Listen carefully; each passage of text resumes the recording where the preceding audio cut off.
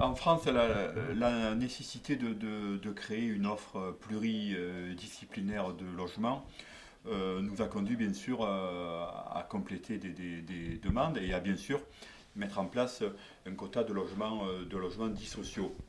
Moi, j'ai été président très longtemps d'une institution qui s'appelait 13 Habitat, qui gère près de 30 000 logements sociaux dans les Bouches-du-Rhône. Et je suis de ceux qui combattent un petit peu une idée préconçue. J'ai l'impression souvent que le logement social, quand on parle de logement social, j'ai l'impression qu'on dit un gros mot. Voilà, que c'est quasiment une insulte et une forme d'atteinte.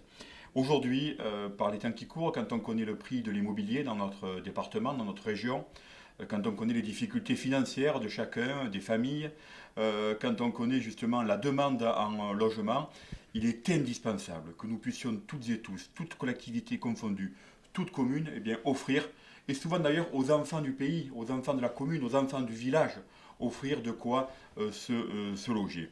Donc ce qu'on constate aujourd'hui, c'est que certaines communes sont à la hauteur des attentes, d'autres ne le sont pas du tout. Alors aujourd'hui, elles sont sanctionnées, tant mieux. Peut-être pas assez durement encore, mais je crois qu'il faudra vraiment qu'on s'attelle à ce que dans l'avenir et sur le territoire métropolitain, puisque dans quelques jours, nous allons officiellement rentrer dans le cadre fonctionnel d'une grande métropole ex-Marseille-Provence, eh bien qu'on puisse faire en sorte que chaque commune participe à cet effort. Je rappelle simplement qu'aujourd'hui, sur le territoire métropolitain, nous construisons 10 000 logements par an.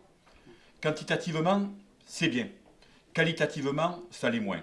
Car l'offre est souvent concentrée sur des opérations de promotion immobilière ou l'aspect locatif, privé ou public, parce que je crois que là aussi, il faut que chacun trouve dans ce panel-là ce qu'il souhaite. Celui qui peut acheter, qu'il l'achète, et tant mieux, bien sûr.